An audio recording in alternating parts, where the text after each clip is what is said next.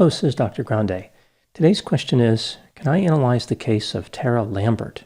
Just a reminder, I'm not diagnosing anybody in this video, only speculating about what could be happening in a situation like this. If you enjoyed this video, please like it, subscribe to my channel, consider supporting me on Patreon, and check out my podcast on YouTube, Bella Grande Media. I will put the relevant links for those items in the description for this video. So first I'll look at the background. I'll move to the timeline of the crime, then offer my analysis. Tara Lambert lived in Circleville, Ohio in 2015, which is about 30 miles south of Columbus. She was married to a man named Grande Lambert. Tara worked for the American Heart Association and cleaned houses. She had once been an aspiring model. Before being married to Tara, Grande had been in a romantic relationship with a woman named Kelly Cook. The couple had 2 daughters together. Grande and Kelly broke up. Grande, of course, ended up with Tara, and Kelly ended up with a man named Sean Cook. So at the time of the crime, we have 2 couples, Tara and Grande, and Kelly and Sean. Now, Grande and Kelly had difficulty working out a custody arrangement for their daughters.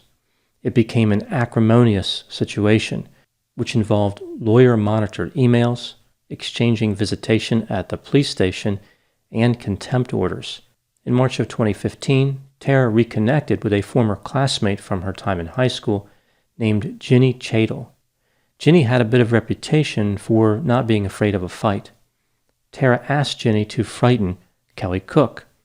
On March 27, 2015, Ginny took action under the direction of Tara.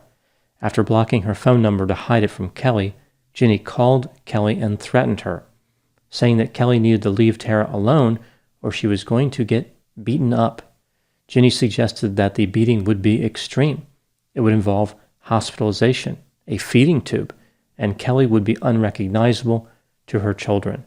I'm surprised Ginny did not add, "You don't even want to know about the hospital bill." I guess she didn't want to scare Kelly that much. Kelly went to the authorities, but they did not make an arrest. Now moving to the timeline of the crime, Ginny said that Tara was interested in more than just scaring Kelly.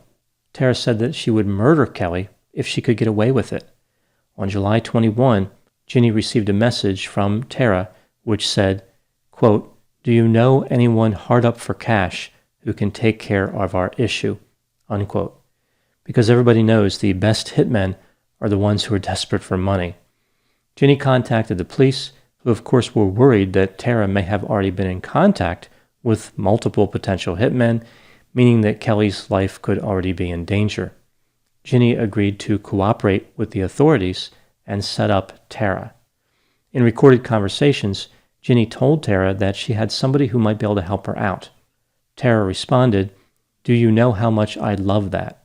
Tara explained how, because everything she had gone through with Kelly, she wanted the murder to look like an accident. Tara acknowledged that she would be the first suspect if anything happened to Kelly. Ginny said that she had a friend who could commit the homicide. Ginny told Tara that the hitman was thinking of tying Kelly up to make it look like a botched home invasion.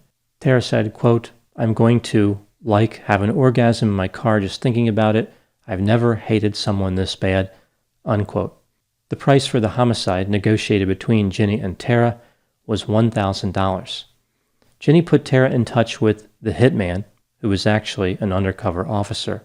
Tara met with the officer in the parking lot of a Kentucky Fried Chicken at 5:32 p.m. on July 28, 2015. She climbed into the passenger seat of his vehicle, and they started talking about homicide. The officer said, "I hear you have a problem." Tara laughed and said, "I've had a problem for 7 years."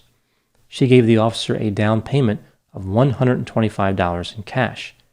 The officer asked her what she wanted done to Kelly.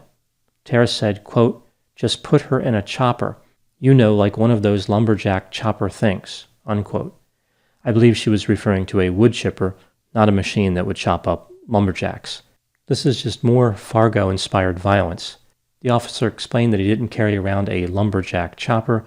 Tara said, quote, "I'm just kidding. That's how much I hate her, though," unquote. Tara added that she wanted Sean Cook murdered as well, if he happened to be home. Tara supplied the officer with a photograph of Kelly Cook, which had typewritten information on the back, including Kelly's address, descriptions of her vehicles, and directions regarding her movements. After concluding her business with the officer, who of course Tara believed was a hitman, she went shopping at a Walmart, buying items like protein bars, dog food, bottled water, cough syrup, and a birthday card. When she exited the store, officers moved in and arrested her. She was charged with 2 counts of conspiracy to commit aggravated murder. Her behavior during the trial was unusual. I'll talk about that in the analysis. Tara Lambert was convicted of 1 count of conspiracy to commit aggravated murder in January of 2016. This was in connection with the murder for hire against Kelly Cook. The jury acquitted Tara of the charge in connection with Sean Cook. They believed her statement about wanting him murdered was an afterthought, and she wasn't serious about killing him. Tara was sentenced to 7 years in prison. In June of 2017, her conviction was overturned because the prosecutors did not use specific legal language which was required in a conspiracy case. She sued her defense attorney successfully, winning about $35,000 in damages. The state intended on retrying the case, as a conviction seemed likely. The first jury found Tara Lambert guilty in just 42 minutes. Tara accepted a plea deal where she pleaded guilty to 1 count of conspiracy to commit aggravated murder. She was sentenced to 5 years in prison and given credit for 16 months already served. So through this appeal and her conviction being overturned, she's going to end up serving less time than she originally would have. At some point, Tara Lambert divorced Brandon Lambert. She now goes by the name Tara Arbogast. Now moving to my analysis. The defense in this case was really about Tara's mental health. There wasn't much question about her guilt, considering her interaction with the undercover officer was recorded. I don't think her callous attitude or apparent reference to a wood chipper helped her too much either. The defense claimed that Tara had body image issues, specifically body dysmorphia. She had more than 20 cosmetic surgeries and procedures. She was obsessed with real or imagined flaws. No appearance was ever good enough. Tara also struggled with alcohol and substance use from a young age and had difficulty regulating her food intake. The defense was essentially arguing that given Tara's mental state, which they characterized as fragile, the police were able to take advantage of her. They manipulated her into hiring a hitman. Interestingly, Tara's own mental health clinician said that Tara was exaggerating in an attempt to trick them during a personality test. The prosecution argued that this case was straightforward. There was no mental health excuse. Tara wanted someone dead and tried to hire someone to achieve that goal. Something else for the jury to consider was Tara's unusual behavior during the trial. Here are a few examples. She wore what some people might consider stylish clothing, like tight-fitting dresses, animal prints, an Apple smartwatch, and stiletto heels. She sent a text message to a local salon to schedule a spa day for after the trial, apparently forgetting about the whole going to prison part. She frequently used air quotes and was animated. She ended sentences by saying blah blah blah and waving her hand. She appeared at times to be annoyed and frustrated, but at other times relaxed and bored. And she interrupted the judge. Even though the jury found her guilty in just 42 minutes, there is this sense that they were probably thinking to themselves afterward, how did we take that long? I was surprised they let her off the hook for her comments about Sean Cook. What could have happened in a situation like this? It appeared as though Tara had a rough childhood, which included the body image and other problems that I talked about before. The judge said that she was out of control and had been since the 8th grade when she was living with her boyfriend. This kind of worries me a bit. It's almost like the judge was holding her responsible for not seeking help when she would have been around 13 years old or so. I think this raises the question, who was supervising Tara? Who was responsible for connecting her with mental health treatment services? How was she living with a boyfriend at that age? Tara Lambert came across as narcissistic, lacking empathy, condescending, attention-seeking, deceptive, detached, and manipulative. If her problems really started when she was young and involved alcohol and drugs, this simply could have been a situation where she was not properly cared for. These negative traits were allowed to grow. Nobody was correcting her. Nobody was saying, hey, you need to stop what you're doing and do something else. She was just allowed to do whatever she wanted. As she grew up, she just didn't understand how other people were perceiving her, which only made forming positive relationships more difficult. Perhaps she learned to manipulate people, and she thought that her attractiveness was all she needed to get anything she wanted. It could also be that her attractiveness was all that she had, like her personality was not going to win her any friends. Tara took a journey on a very dangerous road when she tried to hire somebody to kill Kelly Cook, but there is this sense that Tara really didn't understand the meaning of that action, and perhaps still does not. This doesn't mean she was not dangerous. In a way, it means she was more dangerous. She was flippant. Neither life nor death really mattered to her. Like it was a game, she was laughing and making jokes. Her hatred converted into lethal desire. There are a few other elements to her behavior that really stand out. First, she did not seem to understand murder for hire. She really thought she could hire somebody for $1,000 in total and get them to commit the murder for a down payment of $125. That shows how little she valued the victim's life. Tara literally thought that it was that easy to kill somebody.